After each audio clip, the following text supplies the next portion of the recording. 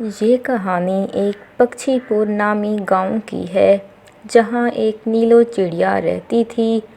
اور پھر ایسا ہوا، نیلو چڑیا ایک پیڑ پر بیٹھی موسم کا مزہ لے رہی تھی۔ اس پیارے موسم کو دیکھ کر وہ اپنے ساتھ بولتی ہے، ارے واہ، کتنا پیارا موسم ہے! ارے دیکھو تو ذرا، ہر طرف ہریالی ہی ہریالی ہے۔ اور تو اور دیکھو، یہ ہوائیں کتنی زیادہ اچھی ہیں۔ نیلو چڑیا وہاں پر بیٹھ کر موسم کا مزہ لے رہی تھی، تبھی وہاں پر اس کے پاس ایک سفید بادل آ جاتا ہے۔ ارے نیلو چڑیا، تم یہاں پر اکیلے بیٹھے کیا کر رہی ہو؟ ارے کچھ نہیں بادل بھیا، آپ دیکھیے آج کتنی ہوا چل رہی ہے۔ بس میں ٹھنڈے موسم اور پیاری ہوا کا مزہ لے رہی ہوں۔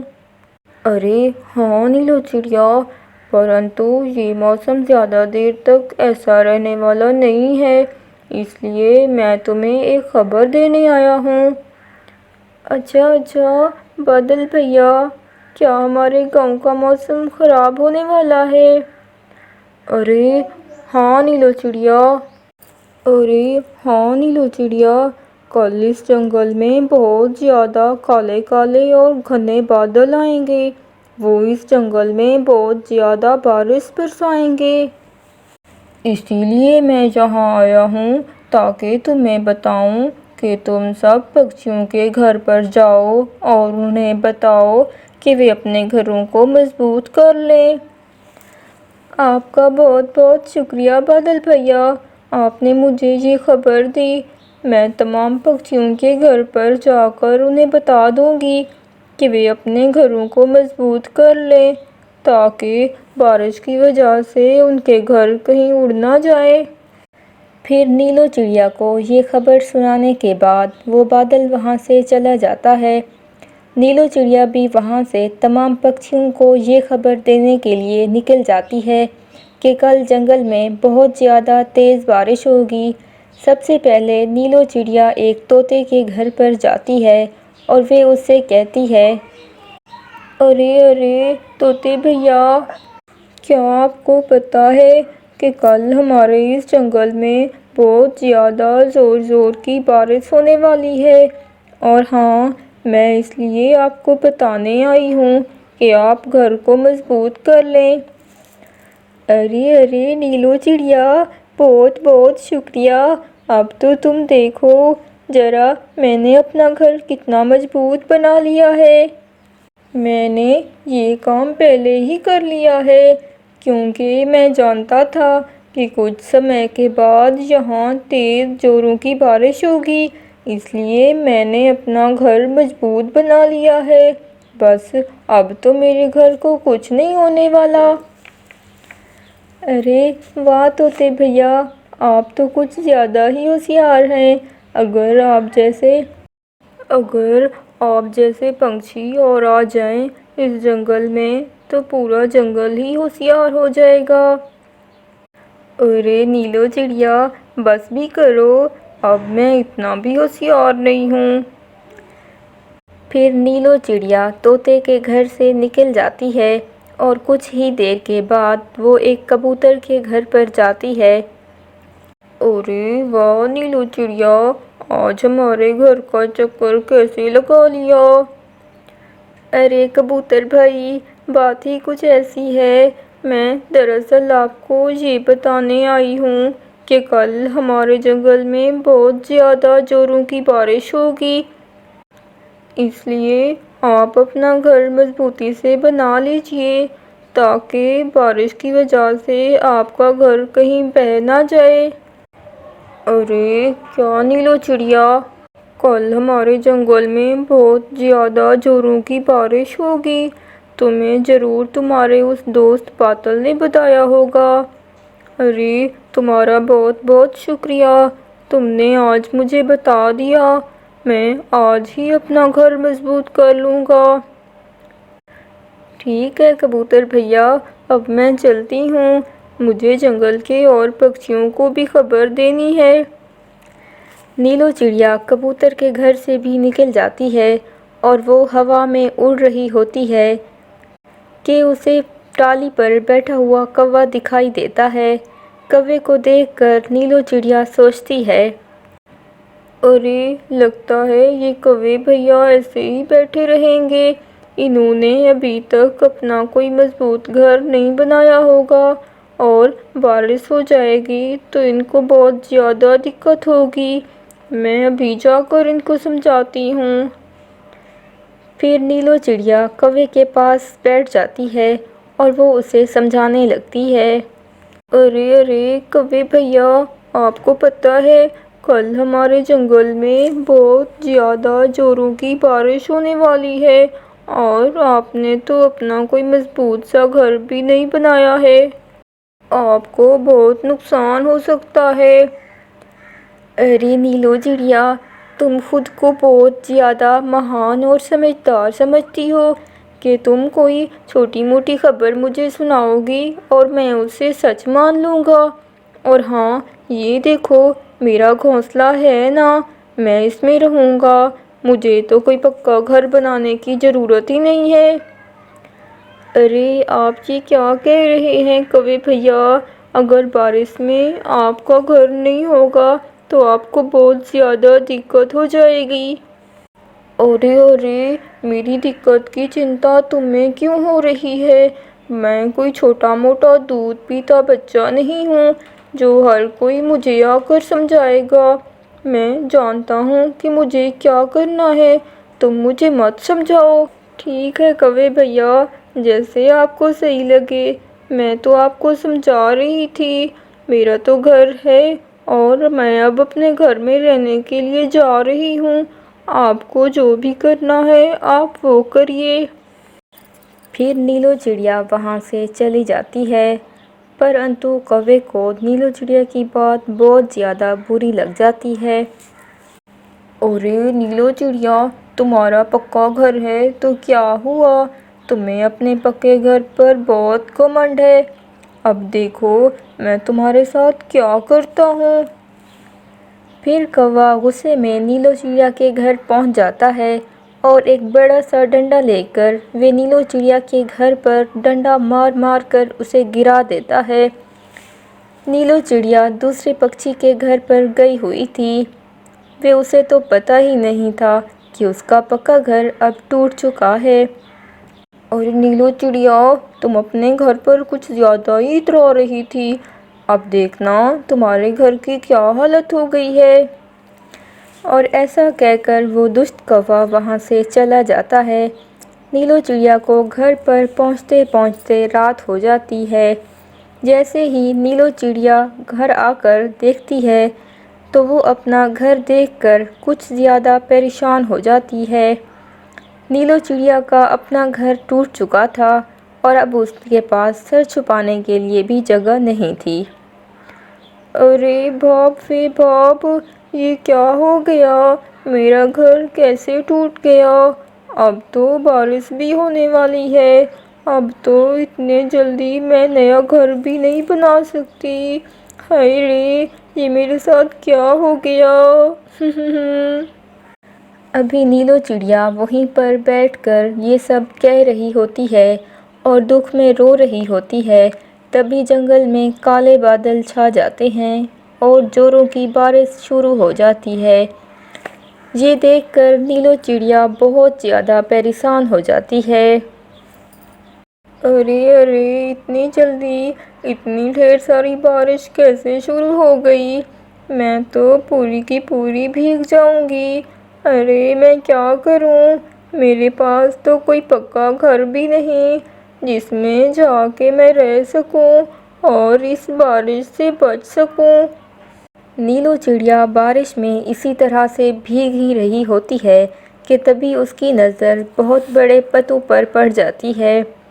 ان چیزوں کو دیکھ کر نیلو چڑیا کے دماغ میں ایک ہی یوجنا آتی ہے، ارے اگر مجھے اس بارش سے بچنا ہے اور اپنی جان بچانی ہے تو مجھے کچھ نہ کچھ کرنا ہی پڑے گا، ان کیلوں اور پتوں سے میں اپنا ایک اچھا سا گھر بنا سکتی ہوں، بارش سے تو بچ ہی سکتی ہوں۔ بس پھر کیا تھا، نیلو چڑیا ان کیلوں اور پتوں کی مدد سے اپنا ایک شاندار سا گھر تیار کر لیتی ہے۔ اب نیلو چڑیا تیز بارش سے بچ چکی تھی اور اپنے گھر کے اندر تھی، پرنتو دوسری طرف وہ دشت کوا اپنے گھر کی طرف جا رہا تھا کہ اس پر بہت زوروں کی بارش شروع ہو کہ تبھی ایک کالا بادل اس کے اوپر زوروں کی بجلی گرا دیتا ہے۔ وہ بجلی اتنے زوروں کی تھی کہ اس کالے کوے کی وہیں پر رنگتی ہو جاتی ہے۔ کالو کوے کو اپنی غلطی کی سزا مل جاتی ہے، اسی لیے کہتے ہیں کہ کبھی کسی کے ساتھ غلط نہیں کرنا چاہیے۔ ایک سمے کی بات ہے کہ رانی پور گاؤں کا جنگل بہت ہرا بھرا اور شان تھا۔ وہاں بہت ہریالی تھی اور وہاں کے سبھی پشو پکشی بہت خوشی کے ساتھ اپنا جیون بتا رہے تھے۔ اس جنگل کے سبھی پکشیوں کے جیون میں بہت سکھ تھا، کیونکہ وہ ایک دوسرے کے لیے مشکل سمے میں کام آتے تھے۔ اس جنگل میں کالو کوا، مٹھو طوطا، مینو چڑیا اور لکشمی کبوتر، بونی الو رہتے تھے۔ وہ سب آپس میں پڑوسی ہونے کے ساتھ ساتھ بہت اچھے متر بھی تھے۔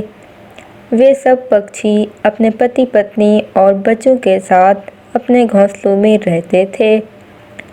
وہ سب روزانہ صبح ساتھ میں دانا لینے کو جاتے اور شام میں ایک ساتھ اچھا سمے گزارتے۔ ایک روز وہ سبھی پکشی صبح میں اٹھتے ہیں اور اپنے بچوں کو گھونسلوں میں چھوڑ کے بھوجن لینے کے لیے چلے جاتے ہیں۔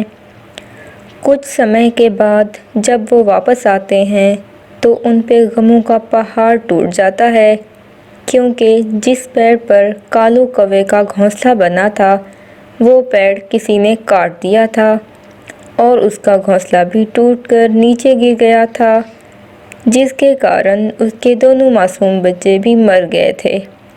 کالو کوا اور اس کی پتنی پارو کوی اپنے بچوں کی مرتیوں پر بہت دکھی ہوتے ہیں اور وہ رونے لگ جاتے ہیں۔ ارے ارے، یہ کیا ہو گیا، میرے معصوم بچے مر گئے، اب میں ان کے بنا کیسے جی سکوں گی؟ ارے، ہمارے جنگل میں تو ایسا کبھی نہیں ہوا، پھر یہ پیڑ کس طرح کٹ گیا؟ ایسا آخر کون کر سکتا ہے دوستو؟ میرے بچوں کی مرتیوں کا ذمہ دار آخر کون ہے؟ کالو کوے کے تمام دوست پکشی بہت اداس ہو جاتے ہیں۔ رانی پور گاؤں کے جنگل میں ایسا پہلی بار ہوا کہ کسی نے کوئی پیڑ کاٹ دیا ہو۔ وہ سب اس سے بہت ڈر گئے تھے اور پریشان بھی ہو گئے تھے۔ تمام دوست ایک ساتھ بیٹھے اسی حادثے کے بارے میں بات کر رہے تھے۔ ارے دوستو، ہمارے جنگل میں کوئی بھی ایک دوسرے کو نقصان نہیں پہنچاتا، آخر ایسا کون کر سکتا ہے؟ میری تو سمجھ میں کچھ نہیں آ رہا، آپ لوگ اس کے بارے میں کیا کہتے ہیں؟ مٹھو بھیا، ہمارے جنگل میں اتنا ظالم تو کوئی نہیں، آخر ایسا کون کر سکتا ہے جس نے پیڑ کو بھی کاٹ دیا ہو اور کالو بھیا کے معصوم بچوں کو بھی مار دیا؟ ہم سب کو اس کے بارے میں جاننا ہوگا کہ ہمارے دوست کے ساتھ ایسا ظلم کس نے کیا، لیکن ہم یہ کیسے جان سکتے ہیں؟ اس رات مینو چڑیا کالو کوے اور اس کی پتنی کو اپنے گھر میں لے جاتی ہے اور ان کی بہت سیوا کرتی ہے۔ اگلے روز صبح صبح بونی الو کے رونے کی آوازیں آتی ہیں، جس سے سب پکشی اٹھ جاتے ہیں اور اس کے گھونسلے کی طرف آ جاتے ہیں۔ وہاں جا کے سب کی پریشانی میں اضافہ ہو جاتا ہے، کیونکہ جس پیڑ پر بونی الو کا گھونسلہ تھا وہ بھی کٹ چکا تھا۔ بونی الو نے بہت مشکل سے اڑ کر اپنی جان بچائی تھی۔ آخر ایسا کون ظالم ہے جو جنگل میں आँचन फैलाने के लिए आ गया है। उन सब पक्षियों के बच्चे भी बहुत उदास बैठे थे और वे बहुत डरे हुए थे। रानीपुर का जंगल, जहाँ पे हर जानिब खुशियाँ रहती थीं, अब वहाँ पे बहुत उदासी थी। पक्षियों के बच्चे जो शाम में खेलते और उनकी नन्ही मुन्नी आवाज़ों से उनके माता पिता खुश होते, और अब वे हादसों के बाद आवाज़ें आना भी बंद हो गई थीं। ऐसा लगता है कि रानीपुर के जंगल को किसी की नज़र लग गई हो। रात के समय में जब नीलो चिड़िया अपने छोटे छोटे बच्चों को अपने परों में समेट के बैठी थी, तो उसका बेटा टोनी अपनी माँ से कहता है, अरे माँ, मुझे बहुत डर लग रहा है, कहीं वो अंकल दोबारा ना आ जाएं। बेटा, कौन से अंकल? आप किसकी बात कर रहे हो? माँ, जब आप सब भोजन लेने गए थे तो एक इंसान अंकल आए थे। उन्होंने कालू अंकल का पेड़ काट दिया और उसकी लकड़ी को लेके चले गए। मैं अपने घोंसले की खिड़की से देख रहा था। माँ, मुझे बहुत डर लग रहा है। मीनू चिड़िया दिल में सोचती है कि उसका शक ठीक था। उन पेड़ों को काटने के लिए शहर से एक इंसान आया था, जिसने लकड़ी की खातिर जंगल के पेड़ काटने शुरू कर दिए और मासूम पक्षियों की जान भी ले ली। ये सब सोचते हुए वो अपने बेटे से कहती है, बेटा, आप डरो नहीं, मैं आपको कुछ नहीं होने दूंगी। आप आराम से सो जाओ, मैं अभी आती हूँ। मीनू चिड़िया अपने सभी पक्षियों के पास आ जाती है और उनको सारी बात बताती है। फिर भी उनको हम पे कोई दया नहीं आई।